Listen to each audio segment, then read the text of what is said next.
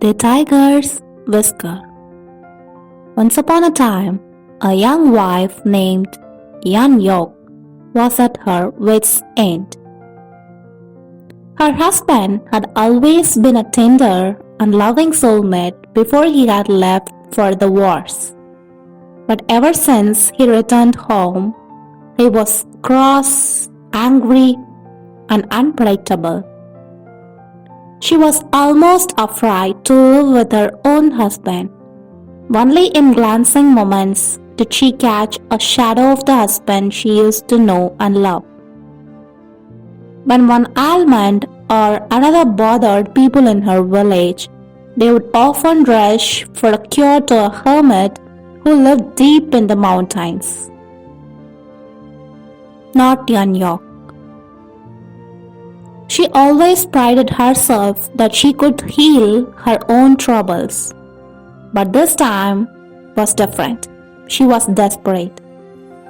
As Yan Yok approached the hermit's hut, she saw the door was open.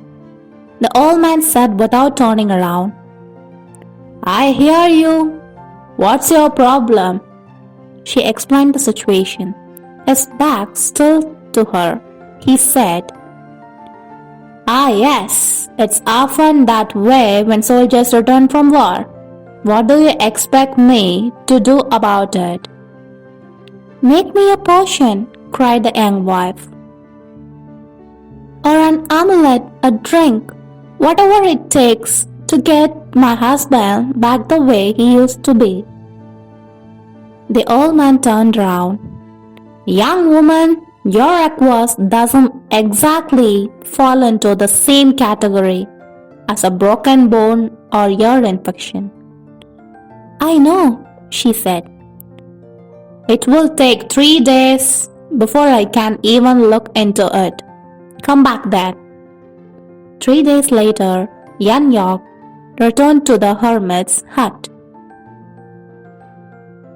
"Yan Yok," he greeted her with a smile, "I have good news.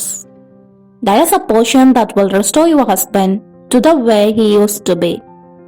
But you should know that it requires an unusual ingredient. You must bring me a whisker from a live tiger." "What?" she gasped. "Such a thing is impossible. I cannot make the potion without it," he shouted, startling her. He turned his back.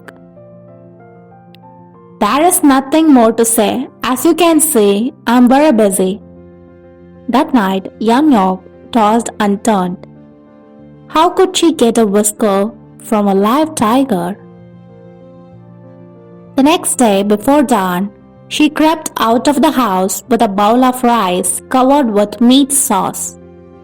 She went into the cave on the mountainside where a tiger was known to live.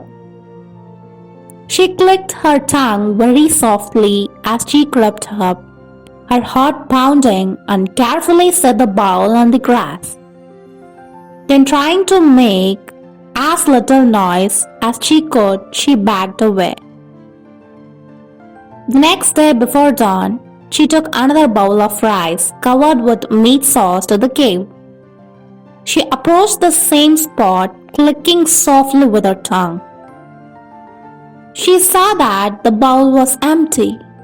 Replaced the empty one with a fresh one, and again left, clicking softly and trying not to break twigs or rustle leaves, or do anything else to startle and unsettle the wild beast.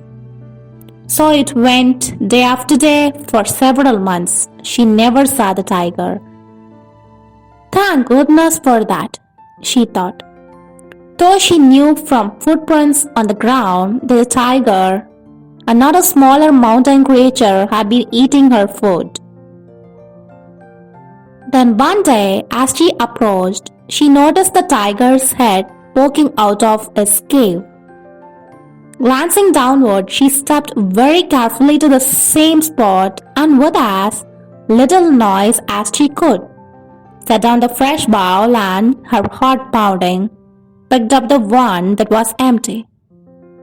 After a few weeks, she noticed the tiger would come out of its cave as it heard her footsteps.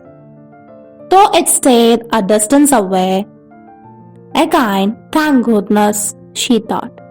Though she knew that someday, in order to get the whisker, she'd have to come closer to it.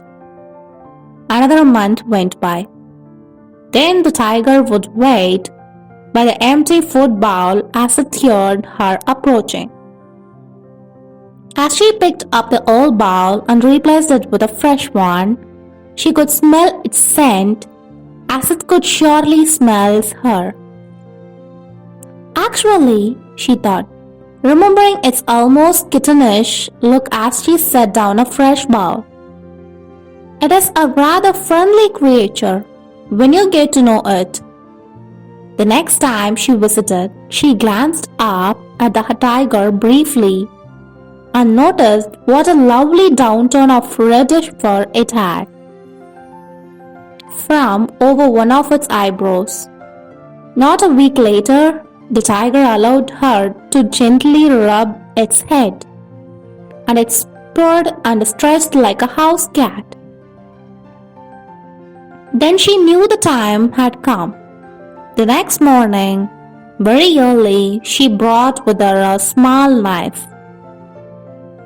After she set down the fresh bowl, and the tiger allowed her to pet its head, she said in a low voice, "Oh, my tiger, may I please have just one of your whiskers?" While petting the tiger with one hand, she held one whisker at its base and with the other hand, in one quick stroke, she carved the whisker off. She stood up, speaking softly her thanks, and left for the last time. The next morning seemed endless.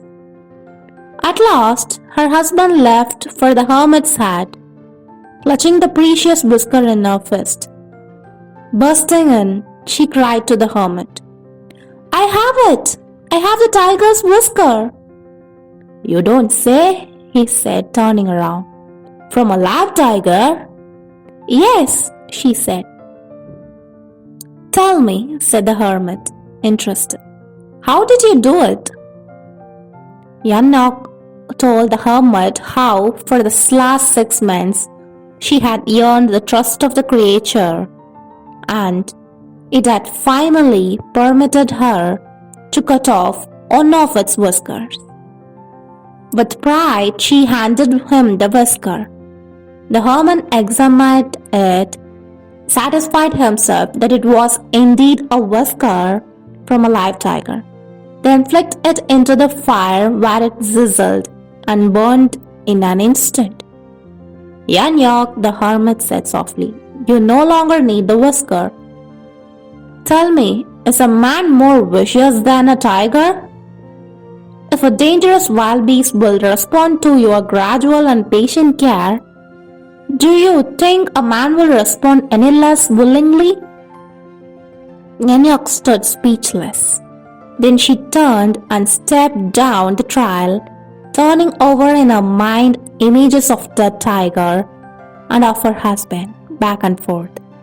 She knew what she could do.